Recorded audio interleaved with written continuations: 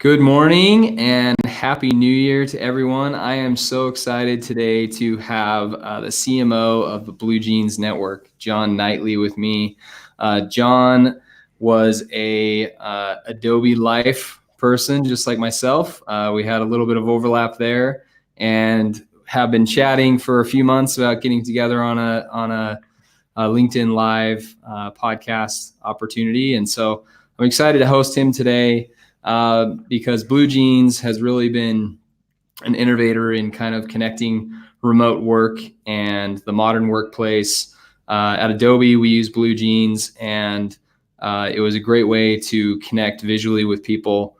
Video conferencing became the standard when I was kind of leaving Adobe, and it was always nice to be able to, being in Utah office versus being at headquarters, to be able to connect visually with people. So I'm excited to have John, and I'll give him a chance to give a little bit of his background and things he is excited about at BlueJeans for 2020, and then we'll go into kind of some questions about customer experience.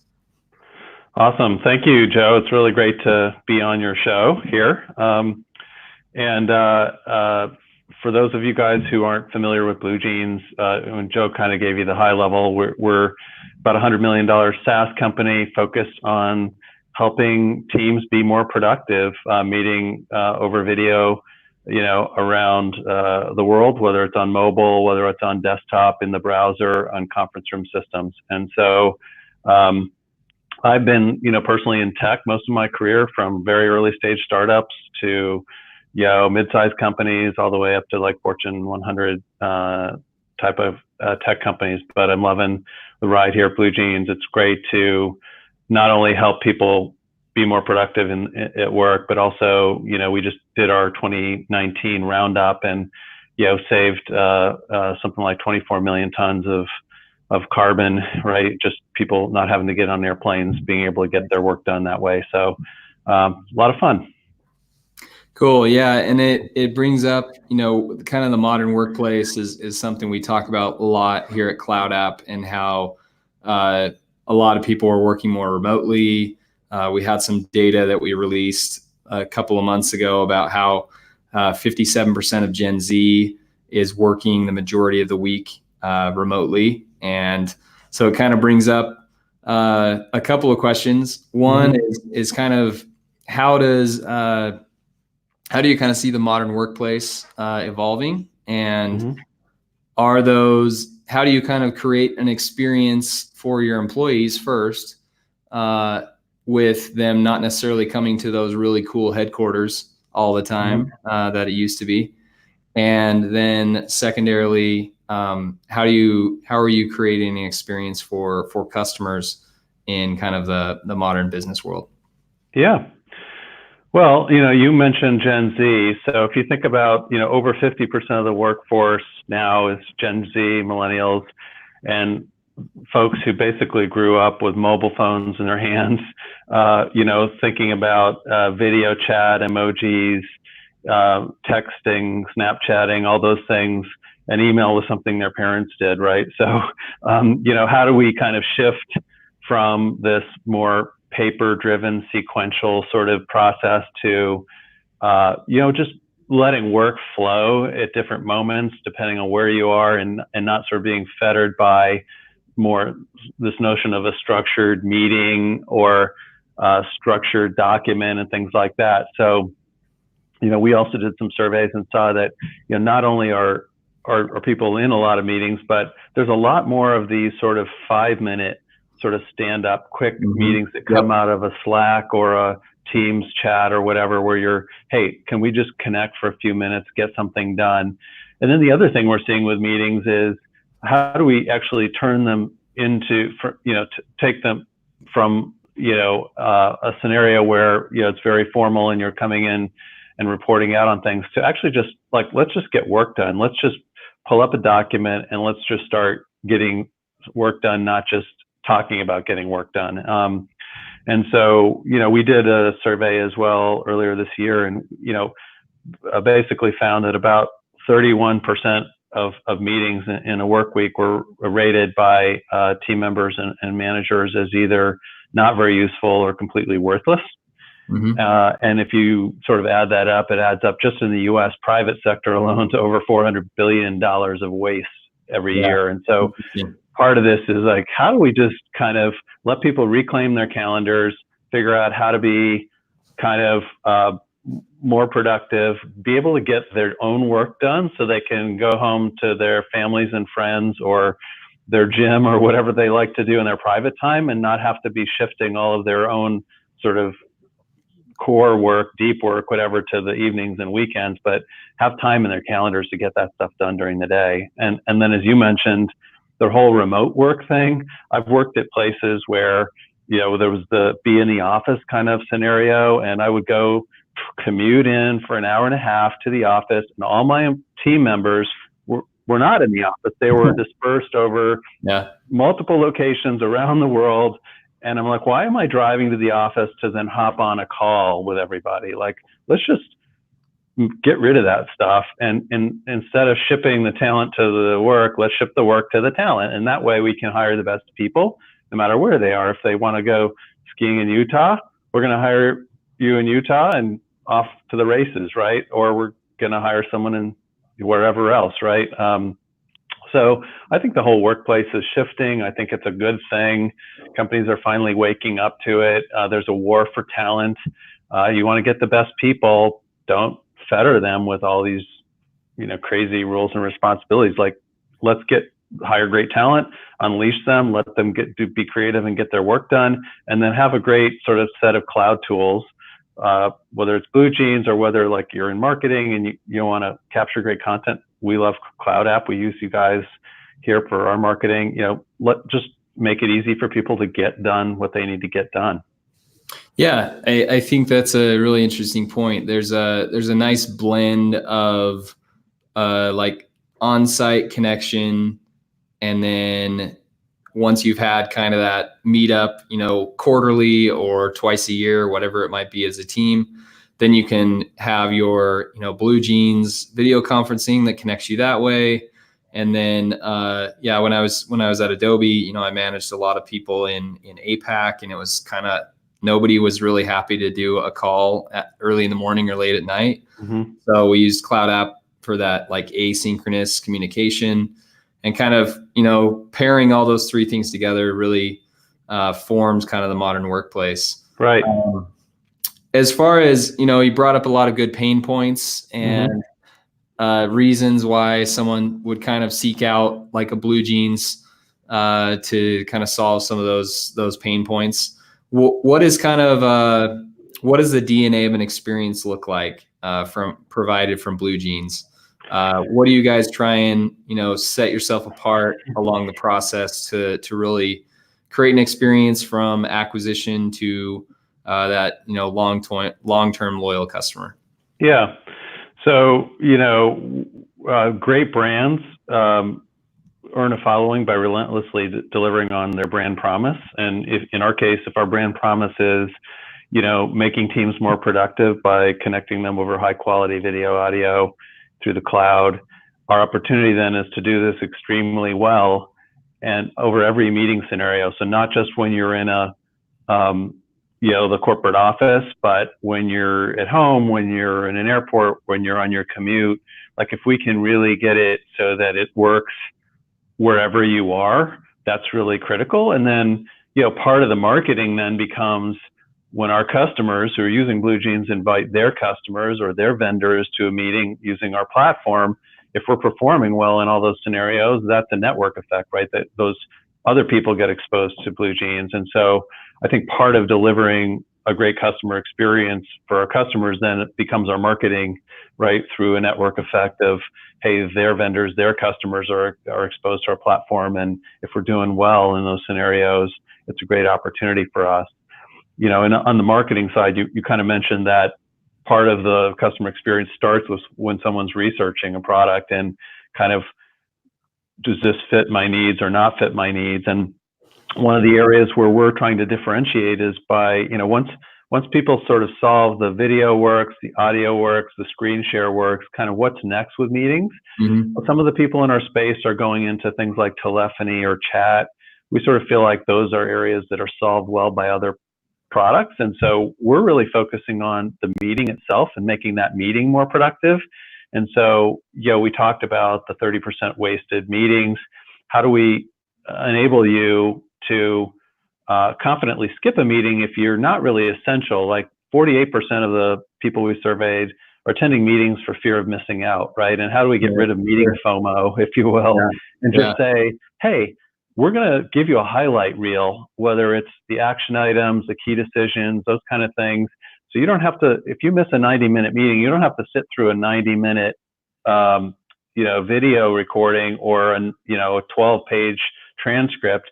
You can just get a 12 highlight reel, like an ESPN Sports Center reel of the meeting that'll have those highlights. And we call that BlueJeans Smart Meetings. And so part of kind of that's a new concept for people. It's not something that's well understood. And so to make that sort of easy for people to digest and understand, that's actually where we use CloudApp, right? We said, we can try to textually describe this and everything. It's going to be, people are going to be scratching their heads. What is this actually?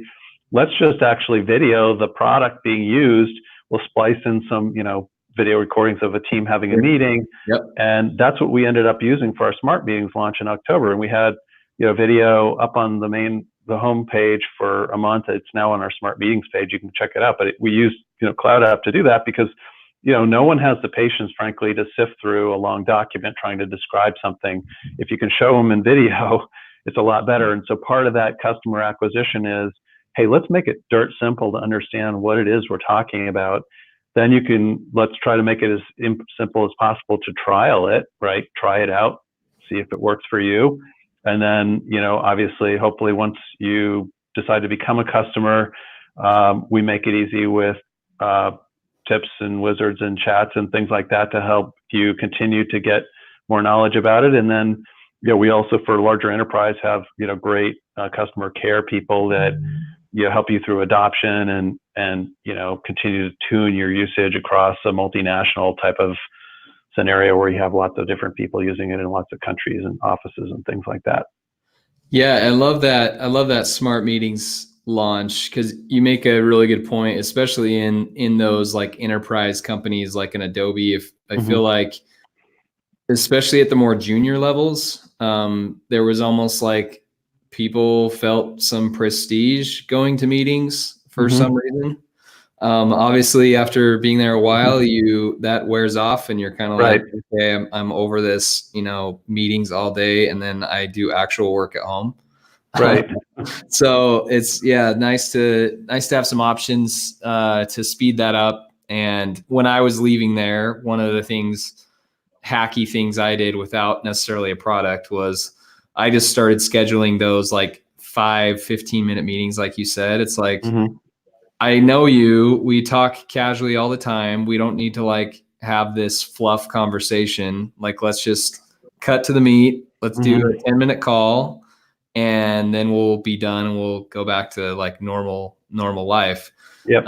And then I cut all of my hour meetings into like 45-minute ones and started adding more of an agenda. And like, we all work with each other enough that we don't need to like talk about the NFL playoffs or whatever for the first 10 minutes of the meeting. Like, let's just cut that out and we can save that for another time, during lunch or whatever. And let's just be really productive in the meeting. So, BlueJeans really helped enable that. And I think the Smart Meetings is really interesting addition to that.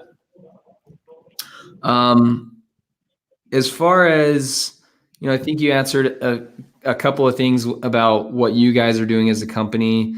What are, there's like 10 companies, especially that are kind of like CloudApp size, and then obviously much larger ones that I would love to look like, but am not quite there yet resources wise, that I really pull from and emulate things and really admire. What's kind of a company you've had a recent good experience with, and what did they kind of do to set themselves apart? Yeah, so I thought of, you sent me that question. I was thinking about it, and I mean, obviously we work in tech, and there's a lot of tech companies and cloud companies that are doing some great stuff. But I was also thinking about some more traditional kind of recent experiences I had. And it cuts to the heart, I think, of customer experience. And it's about thinking about, are the things that you're doing, are they in service of what the customer wants to achieve, or are they in service of what you want to achieve? And you need to really make sure you're thinking about what the customer wants to achieve. And so, a simple example, I was traveling over the holidays, and I actually have both Hertz and Avis kind of premier status or whatever, but just that notion of walking in and having my name and knowing that the car's ready makes me more loyal, because if I go to another company, I know that then I'm going to have to get off the airplane. I've got my family, I've got all the bags and everything. We're going to have to stand in line and wait to get the car, right? So that'd be one example of customer experience. Another one was recently a banking experience, and I don't know, believe it or not, I still have some CDs. I don't know if people are even doing CDs these days, but I still do, yeah. Yeah, but the interest rates are so crappy on savings accounts. It's like, okay, can I get a little bit more somewhere? So the thing that I hated about CDs is they, again, seemed stacked up in the bank's favor, in the sense that when a CD comes to maturity, you have like a 6-day window to quickly decide, are you going to flip this thing to the next, another whatever time period, or do you need this to go into a savings account or whatever? And you'd have to typically call, and I would sometimes miss those windows, and then it's like, well, it's too late, it's flipped over now. Right. So hope you have enough cash, for the next time period, right? So this time I use Marcus. They're actually owned by Goldman Sachs, but it's just an online banking thing. I went in because I had a CD maturing, and they made it dirt simple. They're like, you want it to flip over? You want it to go into your savings account? You want it, whatever? And you could just do it online, and you're not calling 800 numbers and waiting on hold and all that kind of thing. And I think, like, okay, that's a model where, maybe they would want it to flip over, but they're really putting the customer first and saying, how do we make it convenient for you? Not what do we want you to do? And that, to me, earns my loyalty. I'd rather stay with them, even if it's a slightly lower interest rate, just because I know I've got more control, right? Yeah. So I think it's, same in software, right? How do we think through the customer? What is the customer trying to do? Like, and we're having this own internal discussion around like website forms. Like, you want to get data on customers, but you're basically doing that for you, not for them. And so how do you kind of get the right balance for making it friction-free for the customer or prospect or whatever, and yet you'll get enough data that you can appropriately serve them, right? Yeah. You brought up a good point of balance. I think, they're taking that banking example, the SaaS, it's like, you want it to be hard for a customer to cancel, but is that best for the customer? You got to kind of like find that place of like creating enough friction that they maybe think about if they really want to cancel, but not making it so they have to like call that 800 number and wait on hold or whatever, and have a bad experience. And better yet, frustrated customer. Yeah, and better yet, like, what do we need to do relentlessly to continue to earn your business? So if the whole, something we didn't really get into that much, but the whole key piece about customer experience is really listening and continuing to involve customers in your design and your UX kind of thought processes. We see experience is really everything in a way, and I say experience with a big E, because part of it's about usability and convenience and things like that, but part of the big E in experience is also thinking through things like security, privacy, accessibility, for example. So you can have a great kind of front end experience, and then you expose customers to a vulnerability or fraud or something like that, and you have a pretty big fail on your brand, right? And with accessibility, for example, that's another one where it's like, how do you design with everyone being able to use your tool in an open and accessible way, and make that not a checkbox item, but an actual core principle for the way you deliver your experiences. We've got some really forward-thinking customers who've been really great in helping us think through those things and start to say, this could be a real advantage if we can really design with all users, all audiences in mind, and have that great experience. And so ultimately, at the end of the day, the reason someone decides not to churn is because they feel like you're really delivering on your brand promise, the reason they bought you in the first place. And hopefully we keep those folks as loyal customers, right? Yeah, it's something I've learned a lot coming into this role, is how crucial the feedback loop is. Mm-hmm. Like our CEO is like personally reaching out to like a couple of people that were frustrated on Twitter or something, Mm-hmm. A couple of months ago when we switched over to a new system, and he is, doing a personal quick call with them to really listen to them, hear their frustrations, ask them how they think it could be done better, consider putting that in the roadmap. And I think you nailed that right on the head, is like finding ways to get that feedback, not taking anything personally, really kind of understanding what can make it better, and really enabling those customers. Yeah, customers, I know in our space, and it sounds like in your space too, customers are pretty prompt to let you know when something isn't working, right? So social media is an easy way now for people to vent if something's not great. We do customer advisory boards as well, and we do a lot of sessions. We like to go, while in our case, a lot of times our primary buyer might be the IT or the user, the unified communications specialist in a company. The reality is our software is used by a lot of non-IT people, right? And so part of our mission is to make sure we're getting in front of end users to just see how are they using it, where are things not obvious, how can we continue to improve and make their lives easier?